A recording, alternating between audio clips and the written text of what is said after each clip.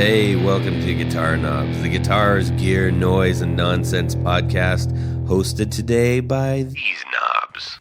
Tony Dudzik, Pick Guardian. The big empty chair was supposed to be Rob Chafe, but he is up to his eyeballs in amps. I know we keep saying that, but that's the only reason, genuinely, that he doesn't come. Well, he's literally the only amp repairman left in Columbus, Ohio. Yeah, like east of the Rockies, pretty much. Yeah, maybe.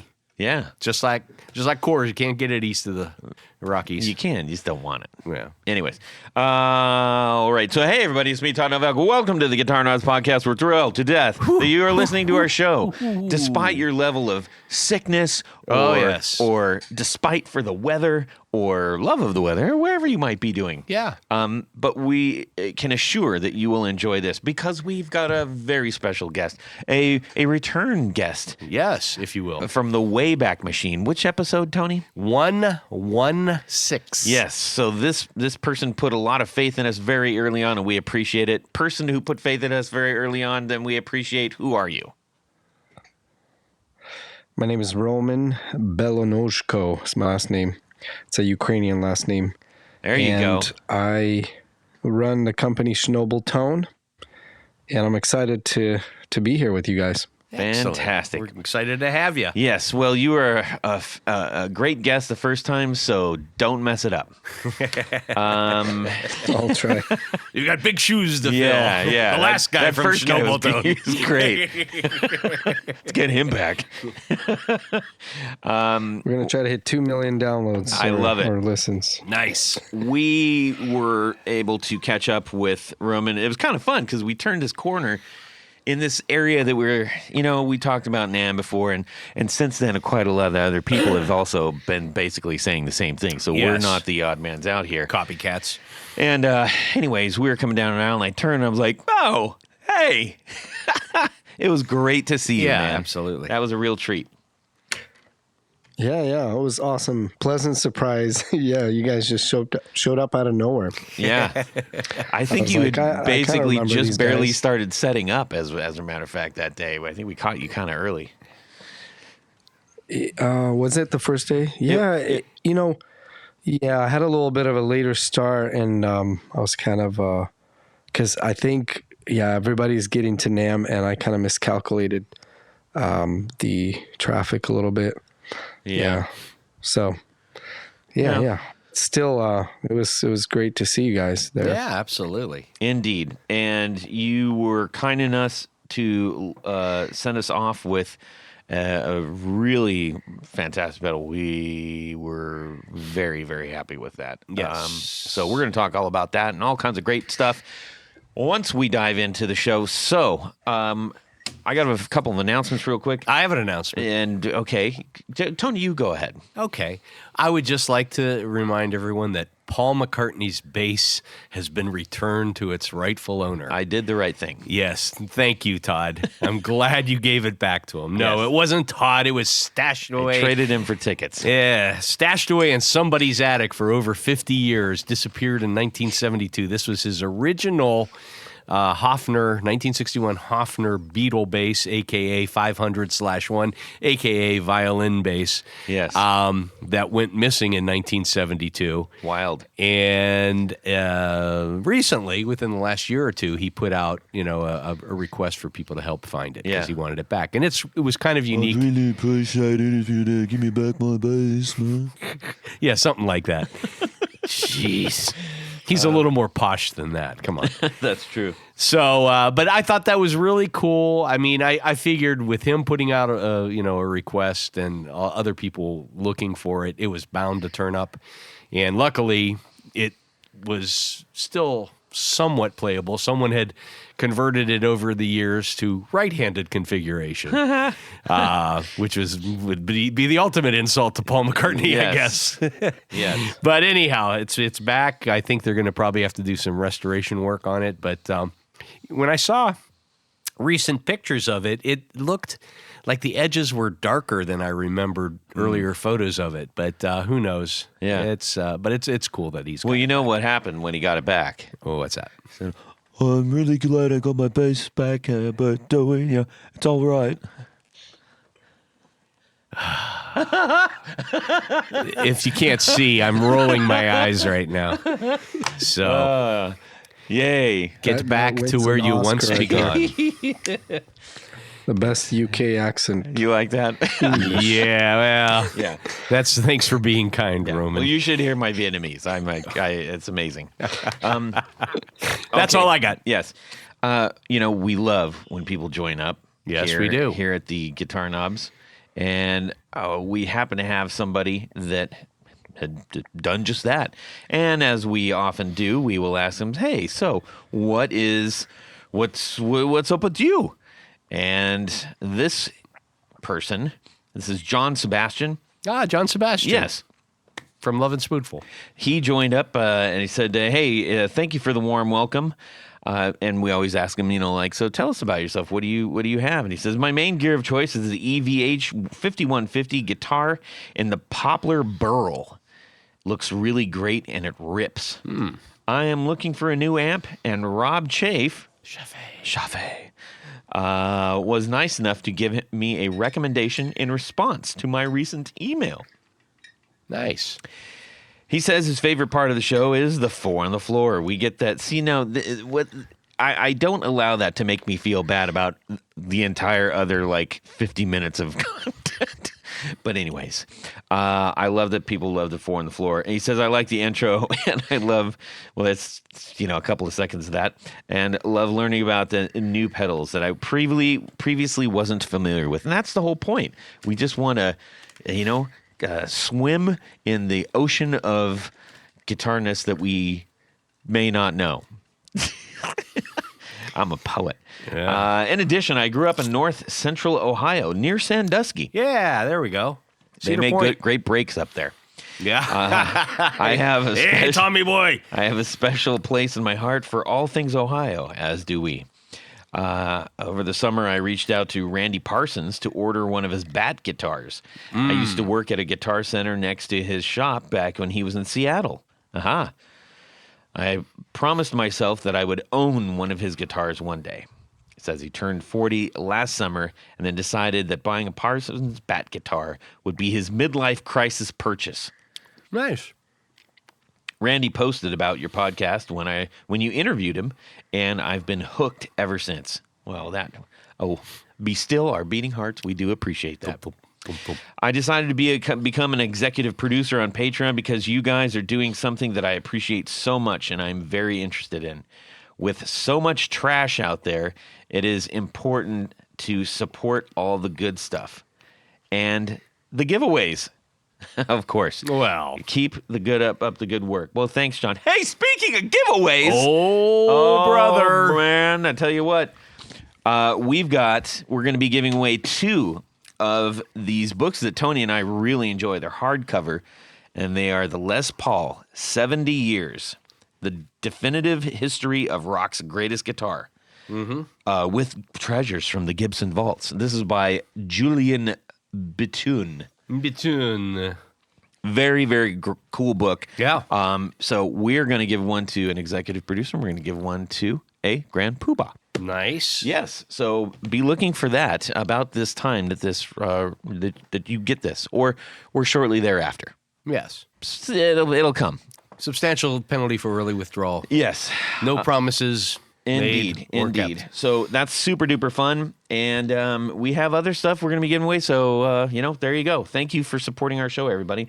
All right, let's get into what's going on this week. We're going to check in with Tanya Bolonsky, yes, the Polish Prince of Youngstown. That's as I introduced him to Roman. Yes, and then we're going to check in with our good friend Roman. Well, thank you, Todd, for that lovely introduction. Yes, I look forward to your wordsmithing every time Roman, we get together. While he's talking, you want to have a call on the phone and we can just chat about other stuff. I see how this works. Damn, go ahead. Well, no, I want to hear what he has to say. Thank you, Roman. Well, at least one of us. Go. Go. Remember, I'm on steroids right now. So anyhow, last time we got together, I was talking about the Epiphone Newport bass that I had ordered as a scratch and dent. Because I have the 3 of the guitars: the cornet, the Wilshire and the Crestwood. Yes. And I thought it would be fun to have a short scale bass to go along with that. Well, it came in, and yeah, there was a little ding on the back and some scratches and stuff. That was fine. But and this is the reason I'm bringing it up. I actually ended up sending it back. But whenever, and this is a tip to all listeners, and this is one of the first things, excuse me, that I do. Tony's got bronchitis, everybody, by the way. Sorry. I get all worked up about this Yes. now. And this is something that a lot of people don't do, but it's usually one of the first things that I do. Take off the truss rod cover, make sure the truss rod works. When you buy any instrument. Anything. I always double check because if it doesn't, then you can't make adjustments. Yes. In this case, whoever had this instrument before decided that it would be fun to round off the inside of the truss rod nut. Oh. And so you put the wrench in, and it just spun. Oh, no. And so that's, I can live with scratches, and I can live with dings and things like that. Yeah. But if I can't adjust the neck. And this was a scratch and dent? It was a scratch and dent. So it was sold as new? Well, it was sold at a significant discount. Yes. But by whom? This is from Zounds, Z-Z-O-U-N. That is really unfortunate. So I contacted Zounds, and much to their credit, they said, "Oh, we never noticed that." They sent me a return label. They're crediting the money back, but it's just a word of caution. Whenever you're buying new, used, whatever. So they're going to send you a Zach Wild ESP? Is that? No, they're sending back cash. All in quarters. No, just do that one thing. And just to make sure, and if you get the truss rod wrench in there, turn it both ways, make sure that it feels smooth and it isn't maxed out. Or don't anything. Pop the fingerboard off. Yeah, well, you don't want to do that either. But I mean, I've had any number of guitars. Sometimes, people are sometimes not as honest as they should be, and they'll just put the truss rod knot in there and ne'er-do-wells and cement them in. I've actually had one or two guitars where people have cemented in the truss rod. Rasputins. Yes. Wow. So just be careful. But it's a very easy thing to do, to check, and it's a smart thing to do. So yes, that's my tip for the day. Philistines. All right. So let's check in with Roman right now. I think Roman, that would be good. Tell us what's going on in your music world this week. So after the NAMM show, that was pretty fun. I'm always kind of browsing Marketplace, Facebook, and in the Los Angeles area pops up a 1967 Vox Spitfire guitar. Oh, cool. Ooh. I think that's what it's called, Spitfire. Yeah. And I mean, I've never really even seen one, but I really like the look of it. And it was a really good deal too. And I was like, okay, I'll come pick it up, because I drove down to NAMM, so I had a car.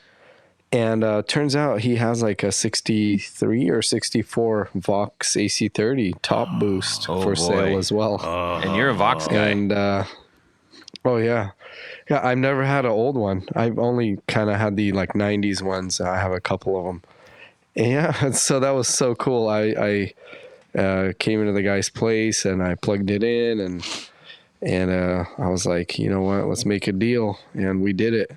You got both? It was a nice Englishman. Yeah, I got both. Oh man, was it a Fawn AC30?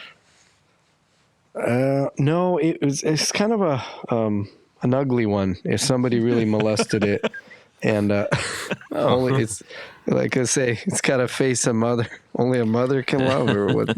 Yes. But the sound, I mean, it doesn't have the blue speakers or the silver ones. Okay. It's got some kind of Celestian Rollas in there. It sounds pretty good. I'll be like doing more videos with it on my channel and stuff, but I'm really like excited that I finally have kind of like a real Vox, and I'm really excited. So that's been kind of, the guitar was kind of like a bonus. I think the Vox was kind of my main thing that I got. Yeah. And what a neat find. So yeah, really excited about that. Yeah. Super cool. I've been eyeing these kind of old Voxes, and then like it just kind of happened so quick. My wife's like, "Are you sure about that?" I'm like, "Yeah." Yeah, I'm pretty sure. So. Yeah. Even if you're not, always say yes. Oh, that's very cool. So how's the playability of that Spitfire?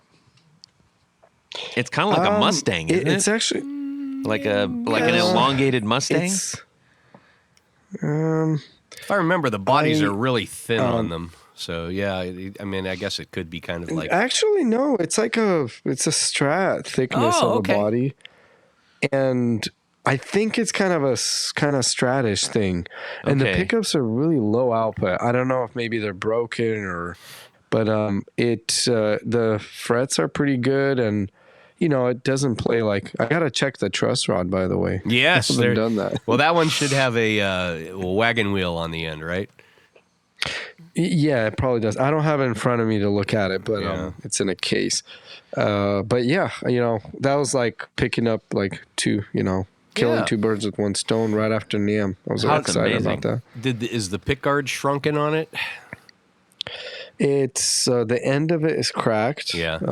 Somebody tried to kind of glue some of it back, but that happens. It's not the most pristine condition. Like one knob is like not original, or two knobs are not original. I don't know which one's the original ones. Yeah. And it doesn't have the little whammy bar, but he says it goes out of tune real quick. Yeah. And that's like just a basic Bigsby style kind of thing. If the pickups are bad, just a tip. Generally, Strat pickups will fit underneath those squared off covers, and they're about the same size. So if you need to upgrade them, but usually the original Vox pickups, I think those metered out at like 4 to 5K, so they were pretty low output. I dig the body though. Yeah, it's not like completely like weak where it's like unusable, but it when I plugged into the Vox, I was like, oh, either this Vox is really like nice and like you can play it at low volumes when it has a full sound, or this guitar. And then later when I plugged my other guitars in, I was like, okay, everything's fine with the Vox. It's just the Spitfire has low output. Yeah. But they say that vintage low output thing, so I'm like, I'll roll with that for now. Yeah. Or just throw some EMGs in there. No, do not throw EMGs in there. I kid. Yeah. To whip out the router. Yeah. Did it come with the what's that term? That's the violin case, right? Is that the this one, Tony? Is that what they call that? Oh, the triangular case? Mine came with a case that's kind of a interesting shape. It's like flat on the bottom, and then it kind of has like a station wagon kind of shape to it. You know how it has like it's a sloping sort of. Yep. Oh yeah. Same thing. Oh, we're all using all the wrong words to describe all the thing different words, but the same case. That's cool. Yeah. Nice. With gold velvet inside. Yeah. That's it's got that delightful. velvety. I forget what color, but yeah, it's that color. Yeah. Bronzy. And it's a sunburst color. Yes, like sort of a yes.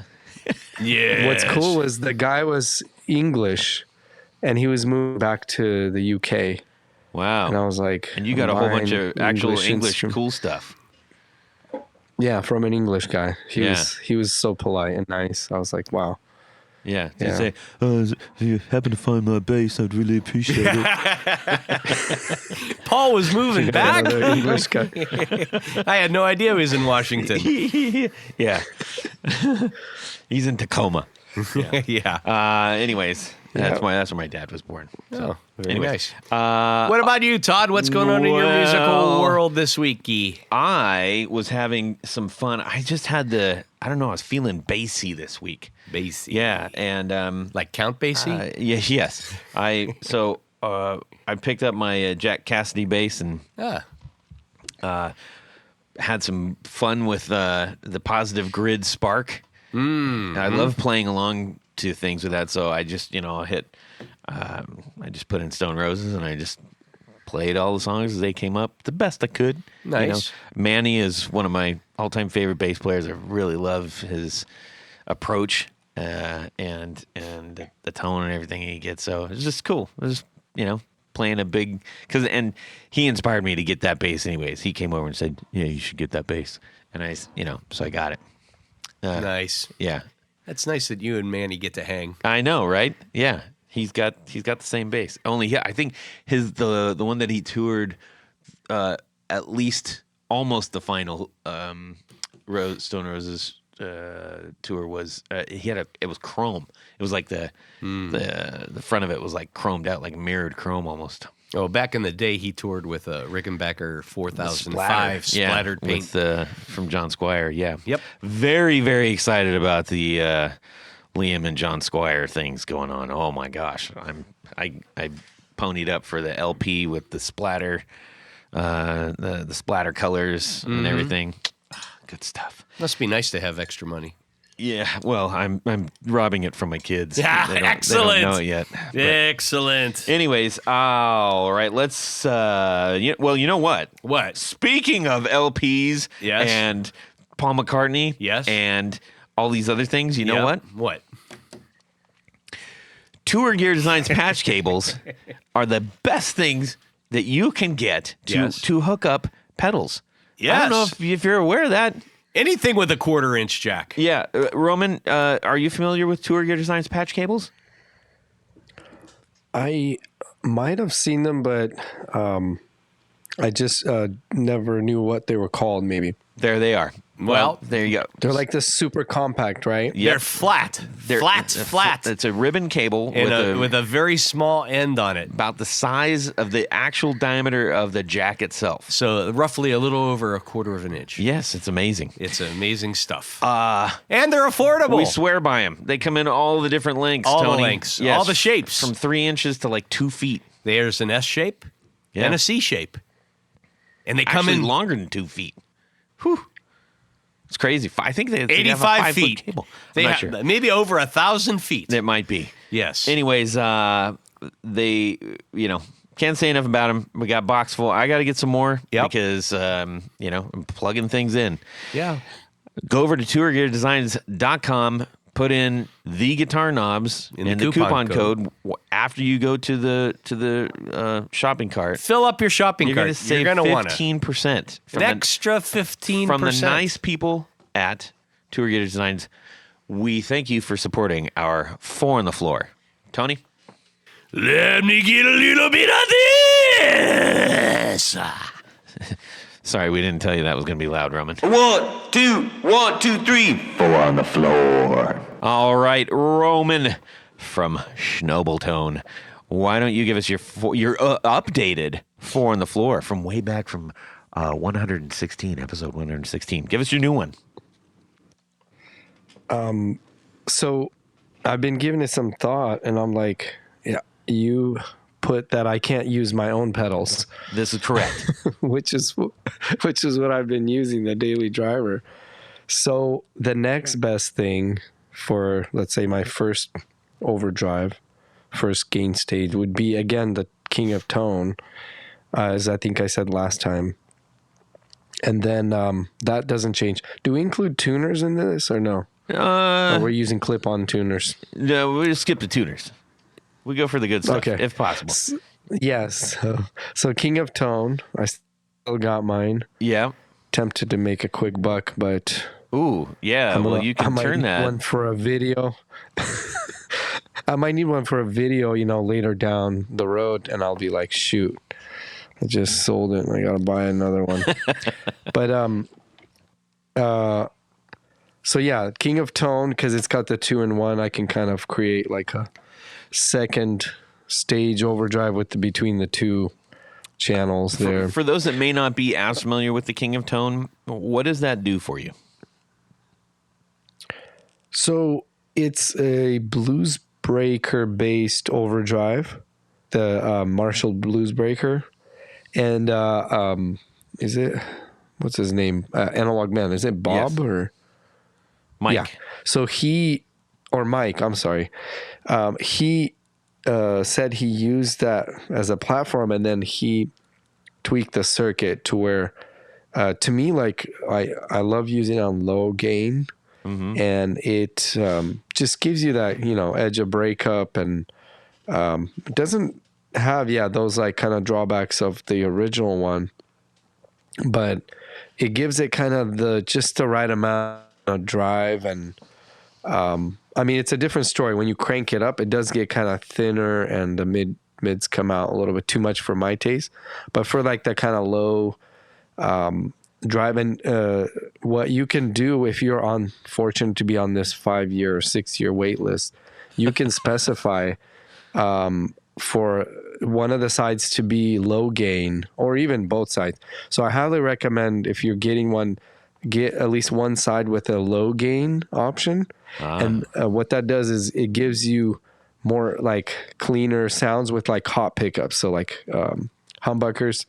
So because the high gain one is like all the gain all the way down, and you're still like gonna be like kind of mid, territory in the gain range. So it doesn't clean up as well. So I really like that pedal for that. And so, to be honest, I use my daily driver, which you guys have one, right? Yes, yes. After the NEM show. And I really like, when working on my daily driver, I really like use that King of Tone as my sort of benchmark. Got it. So, well, yeah, when you said that you described the King of Tone in especially the low drive channel, that's certainly something that I noticed on the daily driver too. We'll talk more about that, but yeah, I could definitely see some correlation there. Yeah. So if it's not my pedal, I would choose King of Tone for my first one. The second one, I would go with a 1985 or 86 like Proco Rat. Okay. A nice classic Rat. That's with the 308 in it. Sounds. Yeah, LM308 chip. The Truth. Yeah. So it's got a good kind of mid-range hump. So in the mix, it to me, the mid-range is kind of like a kind of cranked Marshall. It has that mid-range character to it, where it's like kind of like that Green Day, or just those kind of like, power chords, and you're just like, chugging through a Marshall. Not like heavy metal stuff, but like that mid-rangey kind of rock and roll stuff. Dig it. And it's great for solos. Yeah, it has that kind of a lift in the mid-range. By itself, it seems like it's a little too nasally, but in a mix, it like makes a lot of sense. So like Tony. So yeah, the 80s. Yes, at this point, I am kind of nasally. Yeah, and so that would be my second one. And then the third would be going into a delay. And again, I think it might be from last time, the TC Electronic Alter Ego X4 or times 4, whatever however they say it. Sure. So it's the TC Electronic that's the Alter big one, Ego right? pedal with this one with the 4 switches. And it can do 3 presets, and I don't know, I still love that pedal ever since I got it. Whenever they came out, I just love the really warm quality of the repeats, and it does all the stuff I need. Been using it for a long time. And then I would go into a reverb pedal as the fourth one, and I would probably go with like a RV7, the Hardwire RV7. It's kind of their smaller pedal. It's stereo if you run 2 amps. Yeah. Those are the ones that look very, very late 80s or early 90s, I guess it would have been, right? It kind of has that brushed aluminum like bit on the front. Knobs, yeah. Yeah. Yeah, they have and it said that the algorithm was licensed by Lexicon. And again, also, it doesn't have like this really expansive reverb, or it's not like crazy ambient, but the plate setting on there is, again, in a mix, it with a good delay setting, it like just makes your guitar just sound really big. So I really like that RV7. Again, by itself, it could sound a little like, like not as lush, but in a mix, in a band mix, it just makes a lot of sense. Gives you the right kind of frequencies on the reflections. I like that. Yeah. So I've seen a couple of those used around. I've been tempted to dip into that. Maybe you've convinced me to do that the next time I see one. Awesome. Yeah. They're not that expensive. And I think they're like a cool, pairing it with like a nice, like even for ambient stuff, you can like have a nice long delay, like on the Alter Ego. I could set like a nice sort of modulated, repeated kind of setting there on like, forget which one. It's either like the Copycat or the Echo Rack setting. And then when you add some of that reverb, it just, gives it like a really cool, like expansive sound. Nice. I should do more videos on that on my channel to show people how you can get like cool stuff with just, a couple of pedals that don't seem like that they're amazing, but with the right settings. Yeah. Do you ever run your reverb earlier in the chain? Like even in front of like your drives? Have you ever tried that? Yes and no. I make a stereo overdrive pedal. Well, it's kind of dual mono, sort of. The daily driver, I have a version that is, 2 in, 2 out. And I've done some videos kind of demonstrating how you can use like a pedal like that, like after a reverb. Because like a stereo reverb, you'd need 2 separate overdrives, for example, left and right.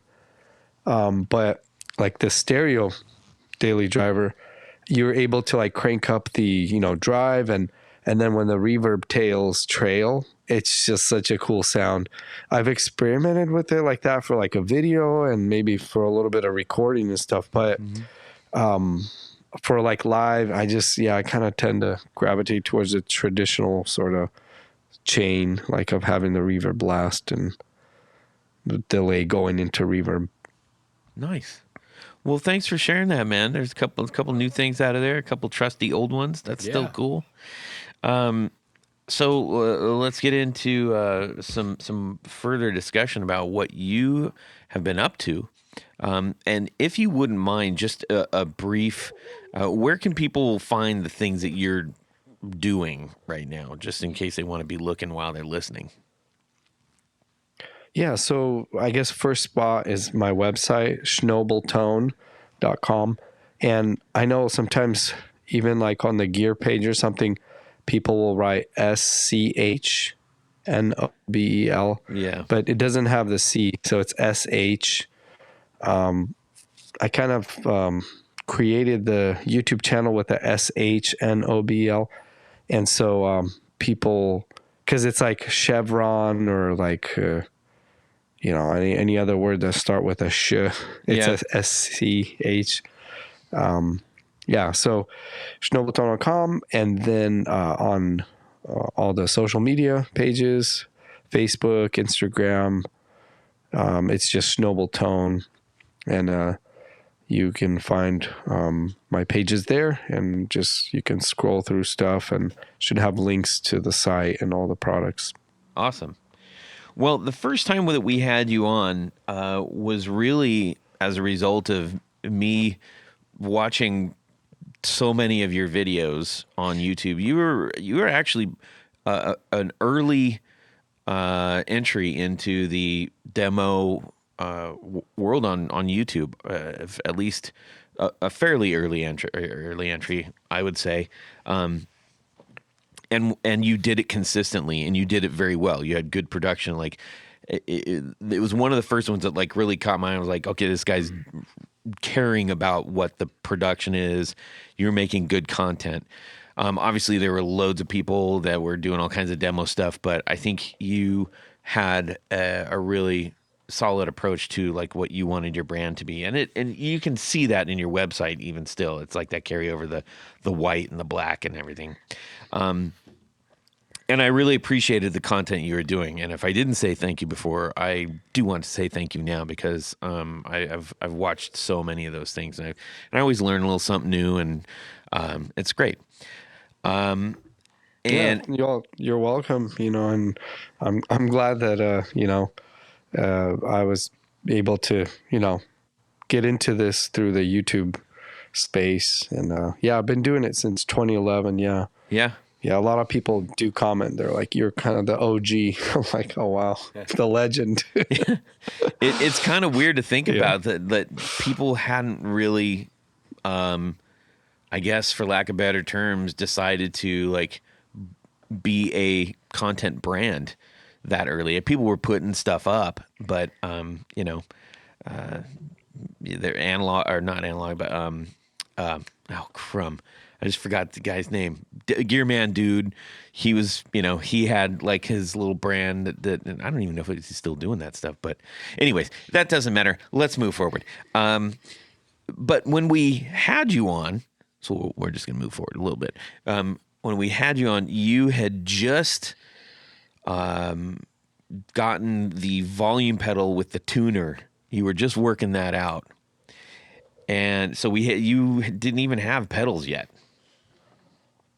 Yeah, I did start modifying volume pedals in about 2015, and I was probably doing that for a few years then.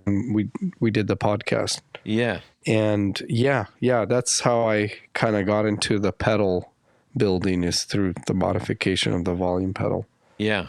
The world's first volume pedal with a tuner built in. And from what I remember, it was a little sticky going there with that brand.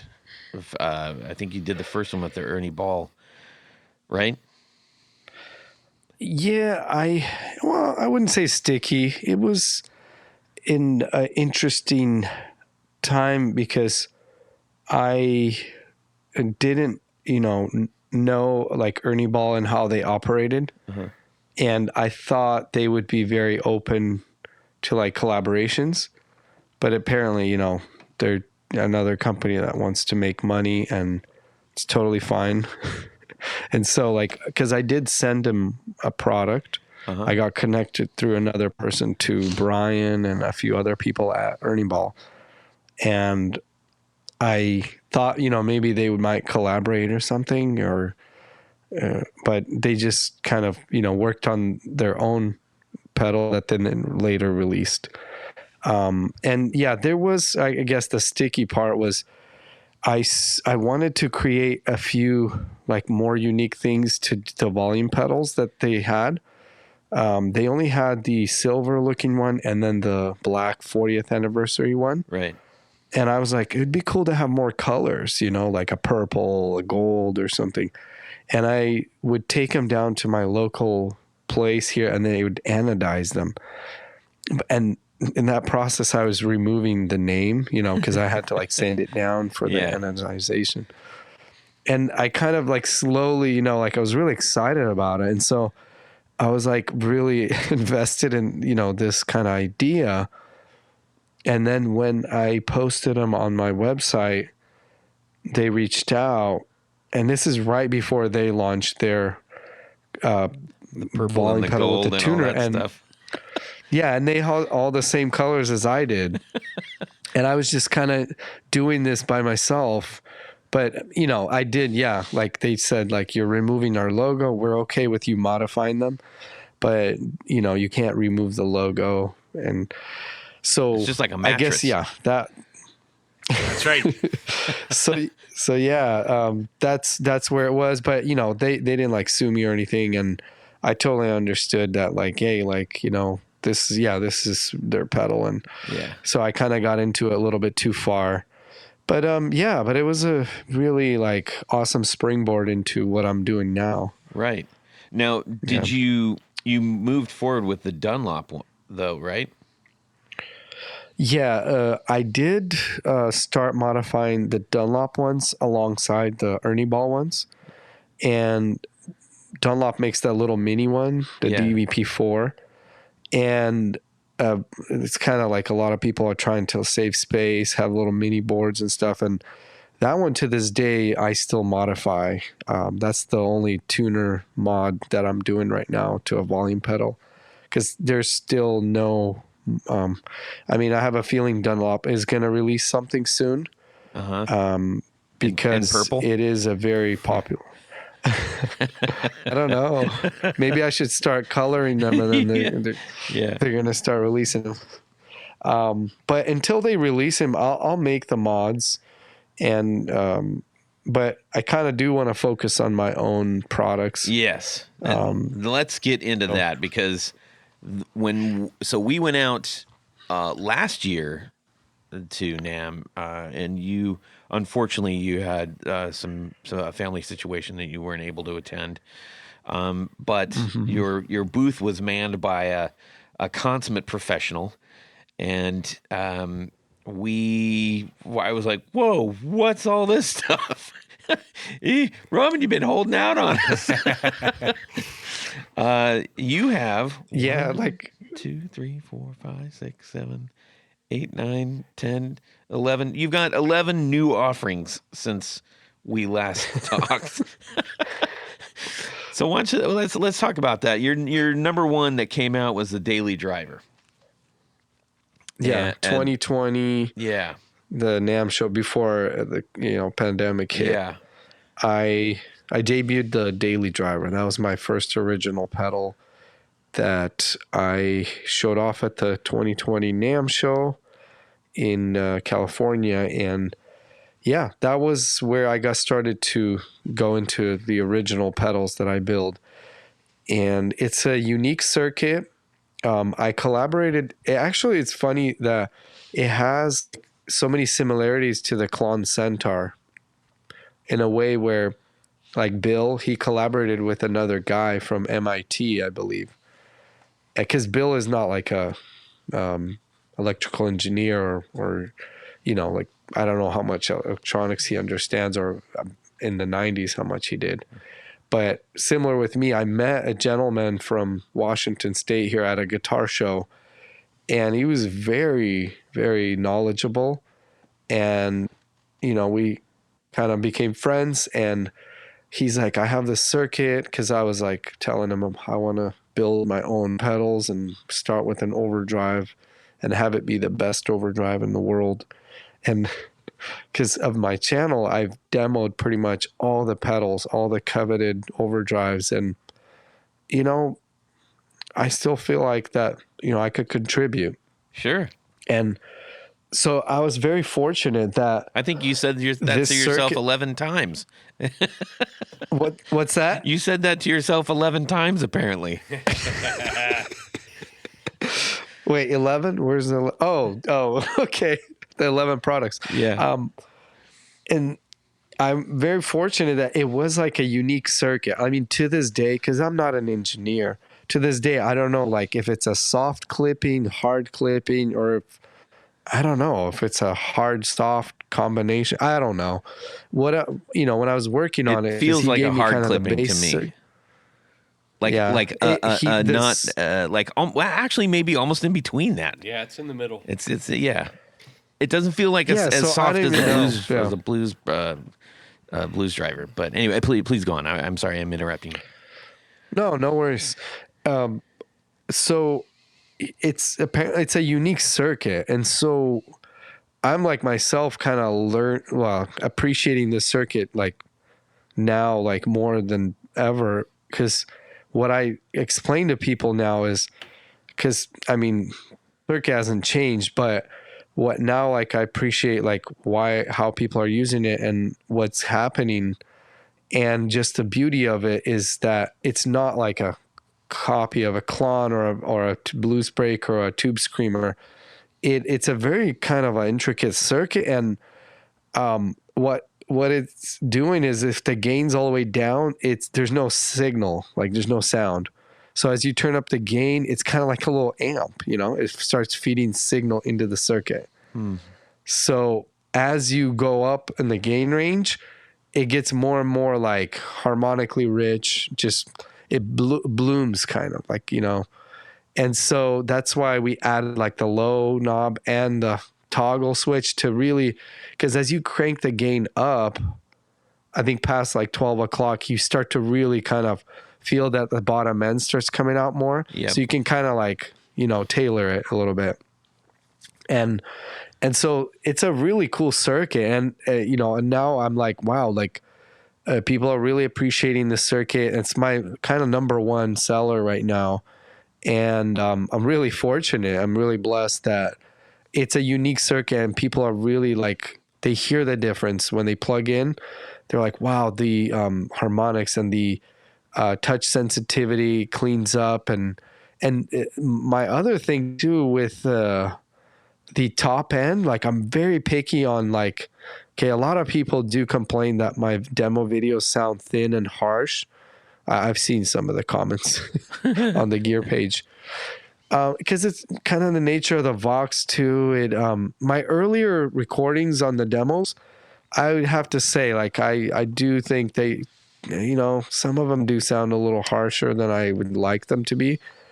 But in a mix, for example, like in a nice thick mix, you know, when a guitar player's playing guitar parts, it's really important for the guitar to cut through.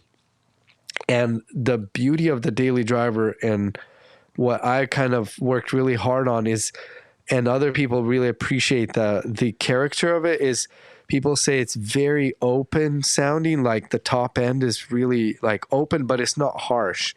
It's bright and clear. And, you know, and that just makes me happy because I worked so hard. Like I've tested it through all my amps and I wanted that top end to just have just the right kind of chime, but not harsh. And that comes through when people kind of dial it in. They're like, whoa, like this thing is so good. And I'm just like, man, I'm just, you know, like I'm pinching myself. I'm like, you know, I kind of like, this is my passion that I started demoing pedals. And then I'm like, man, like I would love to build pedals and to, you know, make a product myself to, you know, and now I'm kind of on the other side of the, you know, I don't know what the word is, but like I have other people demoing my products now. So, you know, I started from this side and then now I'm on the other side. And so it's kind of really cool to experience both sides. Yeah. I noticed, you know, because I tried this primarily through my AC-15 and, I can now what you just explained makes a heck of a lot more sense because, you know, I think through a different amp, it would definitely have some different characteristics, but Voxes naturally have kind of a little bit of a grind and top end shimmer to them. And this one doesn't over accentuate, you know, like sometimes if you put a, you know, a treble boost or something like that through a Vox, you can get a great sound, but it's maybe a little too brittle on the high end. This, I was really, really happy with this. I'm a fan of pedals that don't go too crazy. And what I found with the Daily Driver was you can dial in any number of tones and you do get an amp-like reaction to your playing. And especially, you know, depending on where you put the settings. And now, you know, through the Vox, it sounded great. I tried it through a couple of other amps, and you know, it's I just think it's a great companion to really just about any amp that you might need just a little extra oomph out of. Yeah. You know, you took all the adjectives awesome that I was going to use, Roman, by the way. So this is going to be a really short episode. Well, enough about that. Let's move on to the next one. No, literally, I mean, I'm looking at Tony, and Tony's nodding his head because I came back and I'm like, you're going to love this thing. And I told him all the reasons why. And those are all the things that you described. I can elaborate a little bit from my experience. I'm going from a humbucker into a Marshall Origin 50. What I ended up doing is I was running it straight into the amp, and I liked what I was hearing, but I was trying to get a little bit even more body to it, and not that it's not necessarily lacking, but I just wanted to get it a little warmer. Going into the Marshall, and I put the Chase Tone secret preamp right behind it, in the mid position, and gave it some juice, and I was like, holy Moses, this is fantastic. Because the music that I'm playing, I've said it many, many times on the show, I want a very clear attack. I want to like, it's like a knife fight, not a battering ram. You know what I mean? And I really like how I could, if I lean into it, it really responded to the pick attack. So if I hit it hard, it responded. If I didn't, it's very much like an amp, like you just said. And I was so appreciative of that, because I don't like it when I'm playing pedals that just end up sounding like the pedal, I guess, for lack of better terms. So all the things, you did it right, whatever. Good job. Here. Yeah. Well, no. Okay. One more thing. The openness of it, that open high end. So one of the, again, Tony knows how I play, so I'll dig into the low strings, and then I like to rake the highs. Like kind of get my Billy Zoom in a little bit there, and this allowed me to have a real precise attack on the low end. Even if I'm doing a palm mute, it's not too round, and it's not too thin. But then I could hit those highs, and they just rang out, and I was like, this is absolutely 100% staying on the board. There's no question about that. Yeah, I might have to send you guys a few more. Well, that's what I was going to mention. So you guys don't fight over them. Yeah. At the show, you showed us your new Daily Driver boost with the built-in boost pedal. And yes, I think you should maybe talk about that a little bit, because to me, that's kind of an all-in-one package where you can get the tonality out of the Daily Driver, but then if you're doing a lead or something, or you need a little more definition, you can pop the other foot switch and get that going. Yeah, that was something I just released. Yeah, the Daily Driver and a boost, clean boost. That's one of my products too, the clean boost. And some people have been mentioning it to me. They're like, man, it'd be cool to have these 2-in-1. And, now's the right time. I'm like, okay, let's do it. Yeah. And it does give you an order switch, so you can push the boost into the Daily Driver, and you can get even more tones, like it just kind of does something to like the circuit that just gives you kind of like a second channel, sort of, if you push the boost into the Daily Driver. What I love about this idea is that you have you have this consideration of can I put it in front, can I put it in back? And since you made the Daily Driver, you're the one who's going to be the most critical about how it's going to work in both of those situations. So you're not putting something from another brand or something in front of that, which that could sound great too. But the fact that you're already considering those things, if you like the sound of the Daily Driver, that's such a bonus.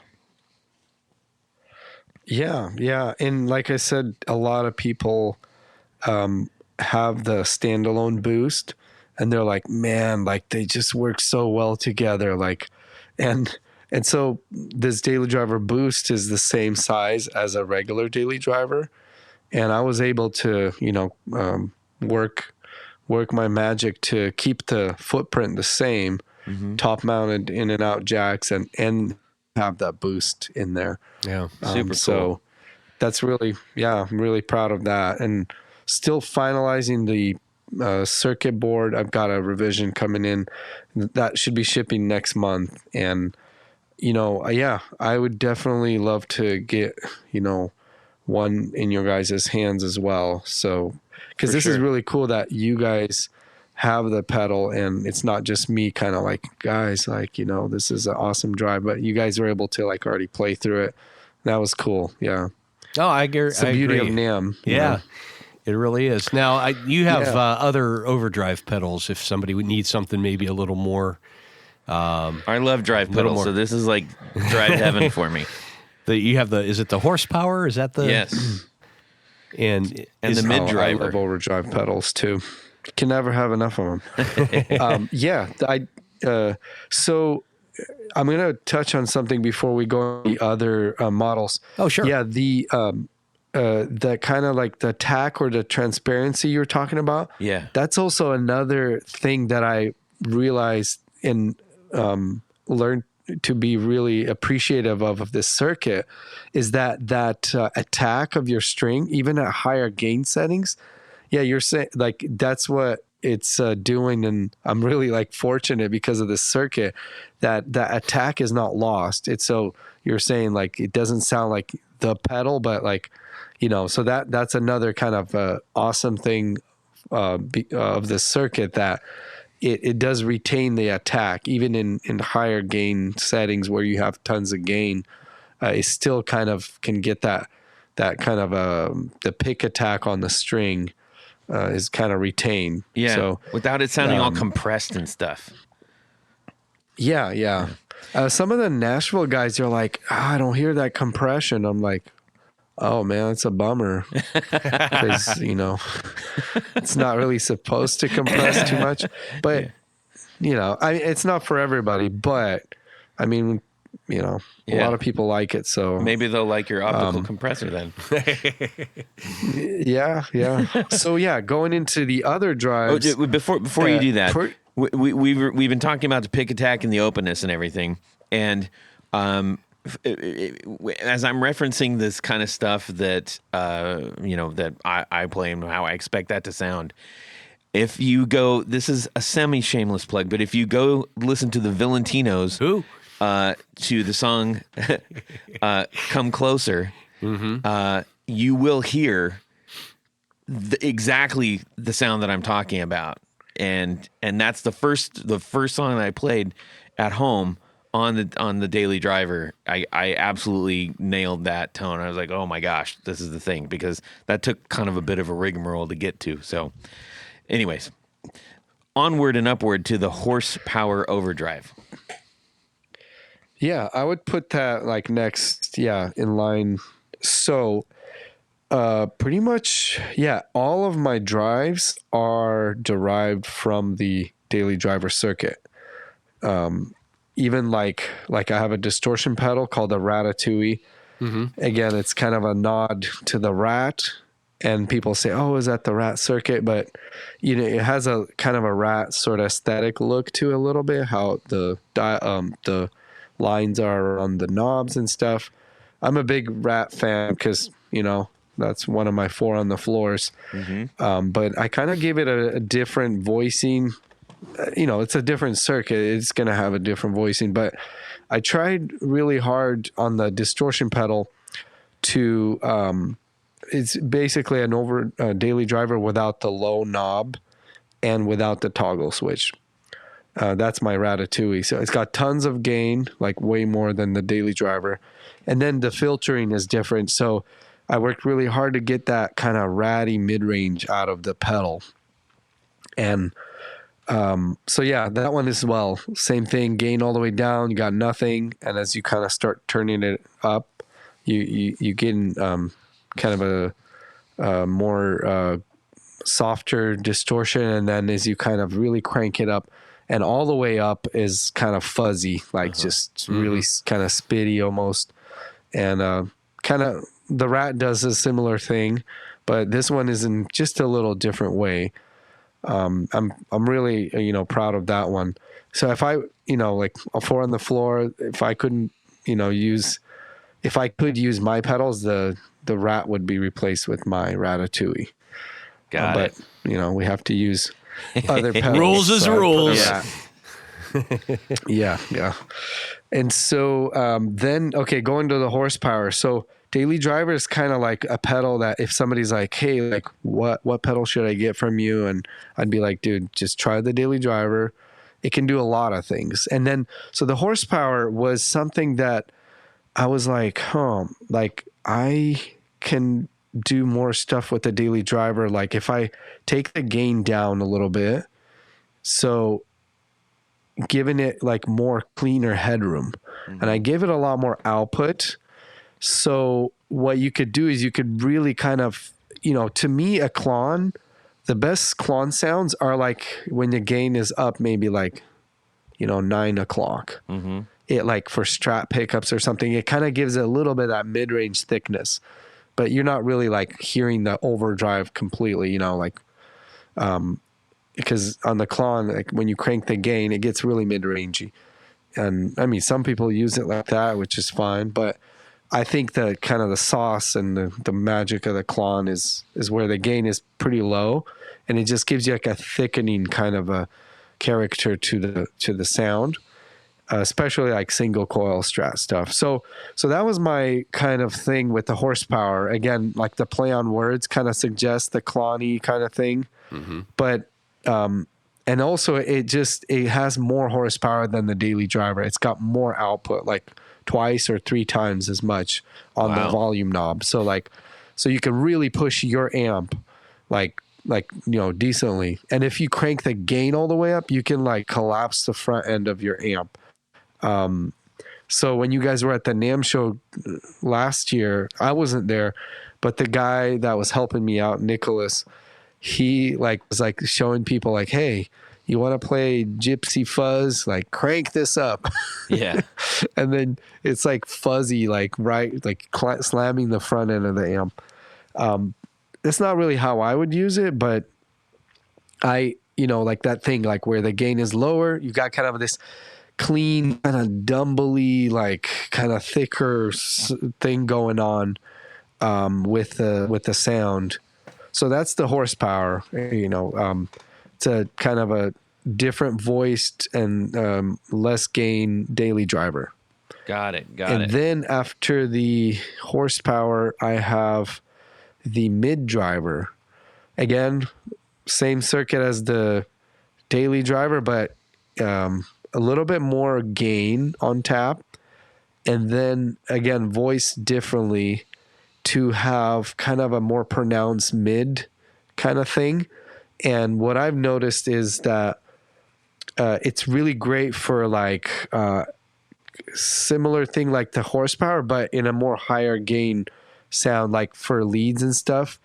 It just really like, it's not like a Tube Screamer mid-range bump, but it's a little bit of a different frequency, but it has that effect of where like, if you were to turn on a different pedal, you're like, oh, where's that juice gone? Like I want my thickness back, and that cut kind of cut through quality to it. So mid driver, like the mid-rangier version of the Daily Driver. That's interesting. That's kind of like to a degree one of the things that I was maybe trying to do with the Chase Tone secret preamp thing after trying to get a little bit of that mid back into that. Interesting. Very interesting. So many options you've created here. It's a palette. It's a smorgasbord. On my yeah, you kind of, have to have them all, Well, and, speaking of having tone. them all is like, one thing I applaud, and again, I think you have a really strong brand. All these pedals, they're beautiful to look at. They're in their simplicity. And it's clear that you have thought about like how do all these things work together, and there's strength in that. You're buying the wine for the wine, not the wine label at this point. At least that's one way to look at it. But very cool. Well, thank you. Yeah, the aesthetics. If nobody's seen my pedals before, in a way, because I build these all out of my garage, very small operation. and I do build each one. Like, people say, oh, like, there's no more boutique builders, or they're like, practically non-existent. Like, I think, I consider, I'm not like marketing it like that, but it is boutique. It's all hand soldered. I don't get the boards already like with machines, placed, surface mount components. Everything is through hole, and it's cool that like, I can make changes really quick if something's not working or something. Like, I can just like, hey, like, let me change this out. Somebody's requesting something. So for the daily driver, actually, the output is not as quite as high as some people wanted it. So like with humbuckers, for example, if they set their gain in like a lower range to like where it like doesn't with hotter pickups, so where it doesn't have as much gain, and they're kind of getting like a very like edge of breakup, they didn't have enough volume to like get it back up to unity level. So I would kind of modify a couple of people's daily drivers to give them more volume, and it's easy to just pop out a couple of resistors, and put different values. And so for the boost daily driver, I already did the higher gain mod already kind of in the circuit. Nice. And actually, I haven't announced this, but for all the daily drivers now, they all have like this newer kind of higher output. So I was going to say, the ones that I had at NAMM were still like the standard ones. Yeah. So if you guys ever feel like you need a little bit more and, I can, ship it in just one day. It's just like, I'll change up a couple of resistors and send it back out to you guys. Awesome. Or maybe it's another excuse to like send you guys some more drivers. We like those kinds of excuses. Yes, absolutely. No doubt. And we'll be demoing. I'm ramping up my, I've got a little bit more time on my hands, so I'm going to be ramping up doing more actual like demos, not hardcore hour-long YouTube demos, but at least some on our Instagram platform. Nice. And so, the aesthetics, again, I kind of forgot to talk about that. Yeah, so I laser etch the top panel that goes on top of the pedal, and it's all done here in my garage too. So I don't have any fancy like screen printing and kind of limited to kind of this look sort of. So I just kind of doubled down on it. And what's cool is a lot of people who walk by at the NAMM show and they're just like, whoa, like this looks cool.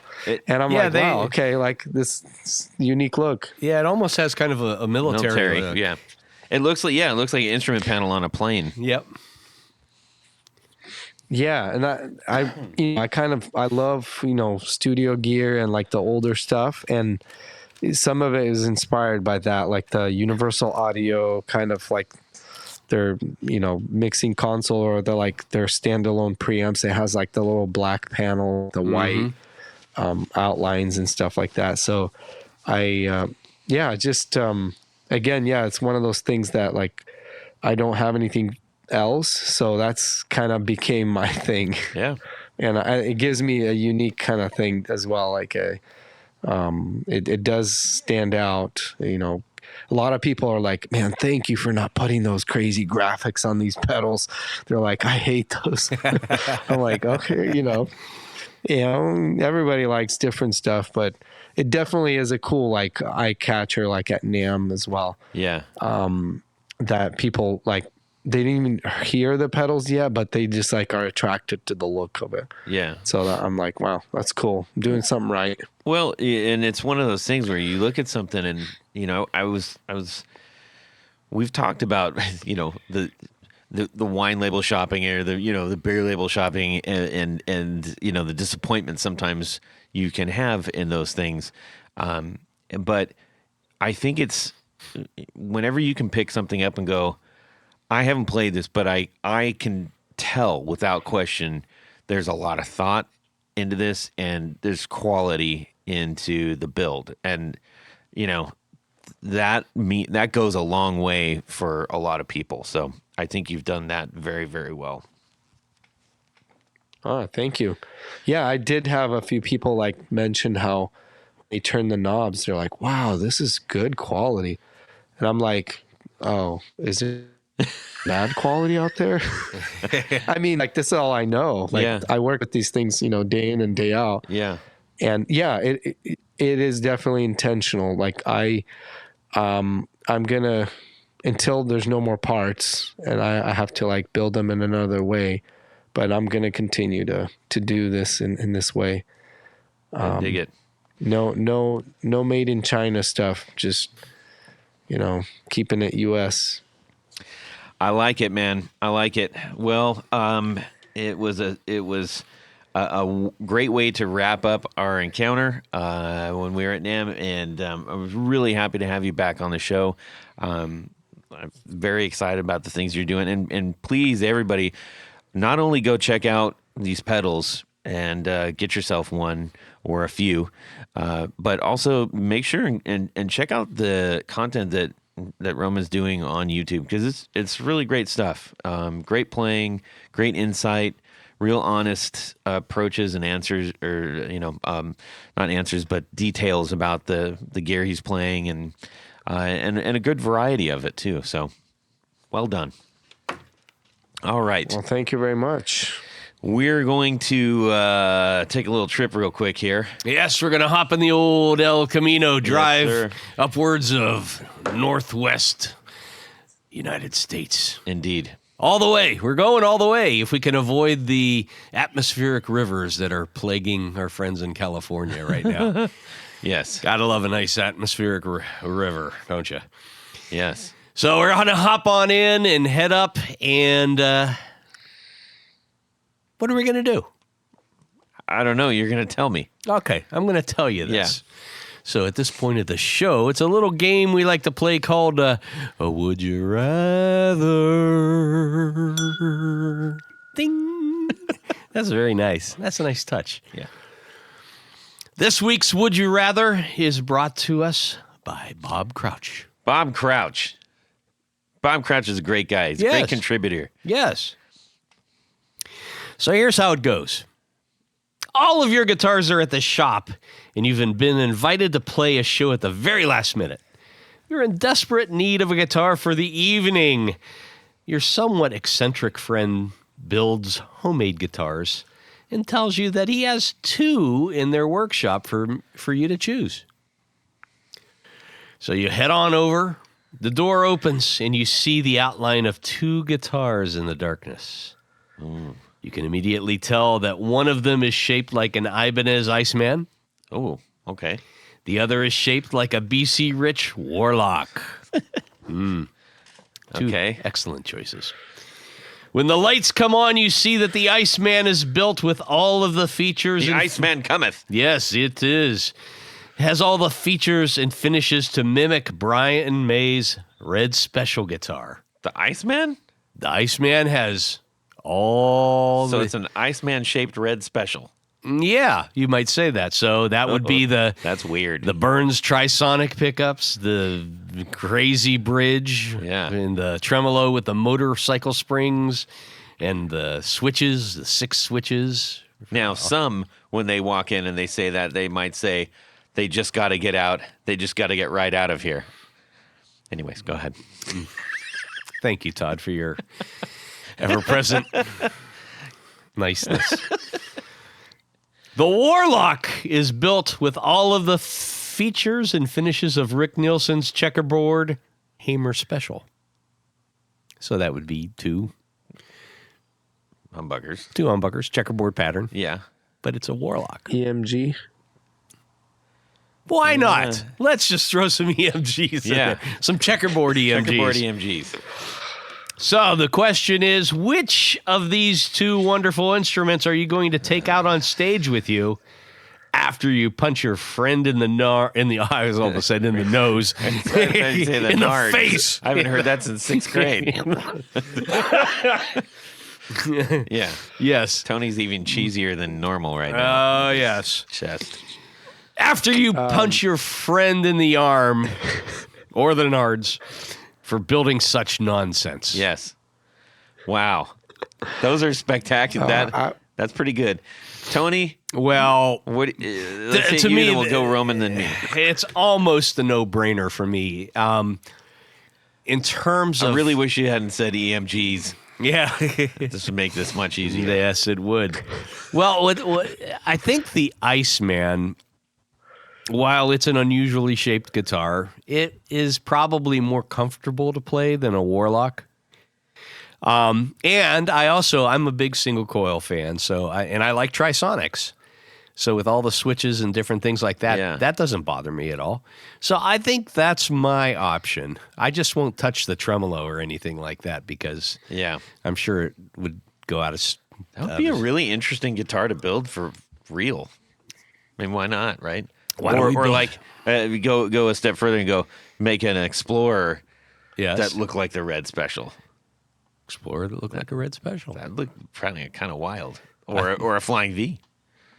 Not enough room on a Flying V for all the controls and stuff. Just put it in the back. Anyways.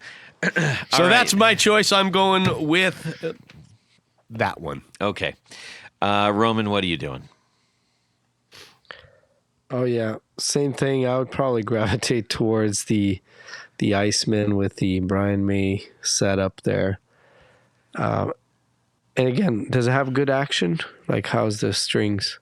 Yeah, your friend is kind of eccentric, so there's no guarantees here. Yeah. We'll say for the sake of argument that both guitars play equally well. Yeah. Yeah, probably, single coil, through Vox AC30 with a daily driver. Can't go wrong. Okay. Well, how about a daily driver boost? Oh, even better. There you go. All right, Todd, what are you thinking? Well, just for the sheer spectacle of it, I got to take the checkerboard Warlock. Are you kidding me? Like, what a statement piece that would be. Holy moly. Well, yeah. Yeah, there would be a statement there. Yeah. Get off the stage! Yeah, that would be... That's the statement. That would be awesome. I could do without the MGs, but whatever. Well, why not? You know, they're quiet. It's fine. After all. It'll be fine. Thanks, Bob, for providing another interesting dilemma. That was delightful. Yes. Tony, we got a few people to thank, and we got to let our friend Roman get on with his day. Absolutely. So at this point of the show, where did we go? There we go. I'm back. Oh, can I make one more thing? Yes. Yeah, if sure. I choose the Warlock, can I put the Gibson, those like super special humbuckers that they came out with? Yes. Jared's special humbuckers. Jared will give you a deal on it. Yes. $9.99. Because I actually got a set. It's coming in. Did you really? I got a secondhand set. I overpaid a little bit, but I'm really, I want to try them out. Yeah. Well, if nothing else, the case is super cool that they come in. Indeed. But I'm sure they're going to sound really back good. to you guys. So, at this point of the show, Todd, there's a special group of people He's ready we for love. football right there. That's right. That's right, folks. Yes. Can I just start over? Yes, please. I've been fumbling. Can I just start? Yes. So yes, Todd, at this point of the show, there's a special group of people we love to thank. These are our executive producers. Now, an executive producer makes this show possible. How do you become one? Very easy. Head over to patreon.com/the Guitar Knobs. Check out a couple different levels in which you can participate. Become a sponsor, a patron, a hero of the podcast. Each level comes with some very nice thank you gifts and opportunities to have giveaway winnings. Yeah. Yes, we got some coming up. But beyond that, there's one thing more. Todd, what would that be? You get to have your name read on the thing. Your name read on the thing. Have it on the thing. Trademark, Jared. So without further ado, special thanks to these executive producers. Vader and Pedals, John Halverson, Rick Calhoun, Trevor Gunberg, Elad Mizrahi, Mac D, Richard Kendall, James White, Motander Guitars, Anthony Gemalero, Bill Gola Guitars, John Esterly from Rare Buzz Effects, Anthony Lathrop, Stefan Lamb, Michael Senchuk, Ken Sayers, Darren Gregory, Excuse me. Gross. Yeah, got a goober there. Tom Brazen, Rusty Sneeden, Ralph Gottschalk from Wonderful Audio Technology. What? Don Kloss, Gregory Randall, Brett Hogarth, Eric Hemmer, Stuart George, Michael Furman, James Bell, James Romer, Cameron Pappas, Trevor Ellenberg, Christopher Logan, and John Sebastian. Yes. But wait, Todd, there's more because there's a special group of executive producers. We call them our Grand Poobahs. These fine folks are the creme de la creme, the top of the heap. A number ones. All of them. So special thanks to these Grand Poobahs. Tommy Manasco, Ricardo Iguereda, David Kaminga, Brandon Wound Pickups, Hex Matos, Michio Murakishi, Bob Crouch, Jack Gadian, Sam Jett, Tara Adler, KC Rhines, LSJ Music Company, John Williams, James Pennington, Steve Keys, Cody Foster, Science of Sound, Brian Robinson, Jonathan Jerusik from 12th Hour Devices, Corey Nigro, Michael Van Zant, Tim Nowak, Jonathan Daly, Martin Cliff, Sean S. David Poe, Billy Spitfire Unlimited, Congregation Gear Demos, Paul Von Eppinger, Scott Sullivan, Great Lakes Guitar Pickups, Matt Hart, Enrico Fernando, Moon Guitars, Adam Johnson, Eric Edwards, and David Tyndall. Yes, thank sir. you. Yes, I thank sir. you. Yes, sir. I thank you. We are truly grateful for everyone. If you've been thinking about supporting our show, stop thinking about it and support the show. We would love to have you as part of our ever expanding team. Yes. And get you some cool things as well. Indeed. Lots of cool things. Yes. All right. We need to say a ginormous thank you to our pal Roman for swinging in and hanging out with us tonight. Roman, thank you so much for sharing your time and making some fantastic products. Yeah, thank you for having me. I wanted to do a quick little thing. Like, I have a cue here. I can do like a radio voice. In a world where guitarists have one desire, to listen to the Guitar Knobs podcast. I think that was clipping a little bit. Yeah, okay. Anyways, that's all I got. Okay. Yes, I like it. Where can people go to get your things? Shnobeltone.com. Perfect. And check him out on Instagram and YouTube and all the places. Yes, sir. Tony? Yes. Where can people find the things that you're doing? Head over to pickguardian.com. Check out some of the things that I do. Check out, there's stuff you can buy there too. Did you know that? Yes. But if you're looking for something special, Yes. shoot me an email. Let me know what you're trying to do. I will take very good care of you. Yep. Get some custom pick guards, some pretty sweet stuff. You can shoot me an email, todd@theguitarknobs.com. Better yet, you can DM me on Instagram. I'd love to get your messages there. Send us a would you rather. Think you can top Bob Crouch? Oh, I'd like to see you try. Try it. And please, on your drive home or your drive to wherever or whatever you're doing, why don't you give a listen to the Valentinos? Yes. Got some great rock and roll for you there. Is the new stuff out yet? Well, the latest EP's out. We're working on new stuff right now. Okay, very good.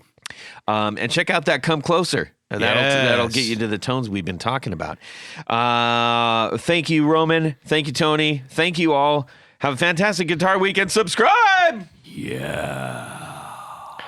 Yes, subscribe, guys. Tony has got some pretty severe bronchitis, which makes him less fun, especially in public. Yeah, but I am on steroids, so I might rip Todd's face off. Right. I can't sleep on him. I have to tell him to not do the taper thing. Uh-huh. You know, and they go like, oh, take 5 pills. Yeah. Then take 4. I'm like, no. And this was weird. I You told the can't doctor, count? I said, it affects me. And he says, what do you mean it affects you? And I said, it makes me really agitated. And he goes, like violent? And I was like, whoa. No. In my head, I'm like, yes.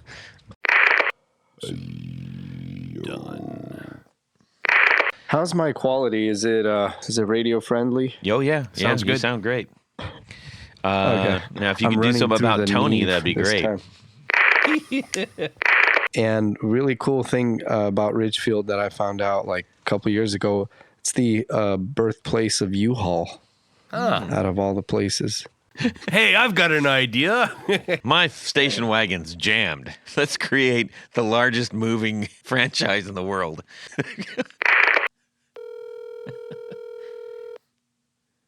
Hi, you reached the voicemail of Rob Chafe. If you're calling for electronic musical instrument repair, email at info@madcowamplification.com. Again, that's info@madcowamplification.com. Thank you. Do people not know how to spell info? Well, that was fun. Got 2 more. Without further ado. And away we go. Well, that's it for these knobs. Please visit our Patreon page at patreon.com/theguitarknobs. Visit our website at theguitarknobs.com for all of our past episodes, 4 on the Floor blog, and other good stuff. You can connect with us on social too at our Facebook page and share your gear and stories on our Facebook group. Also, be sure to check out our Instagram at Guitar Knobs. Catch you next time.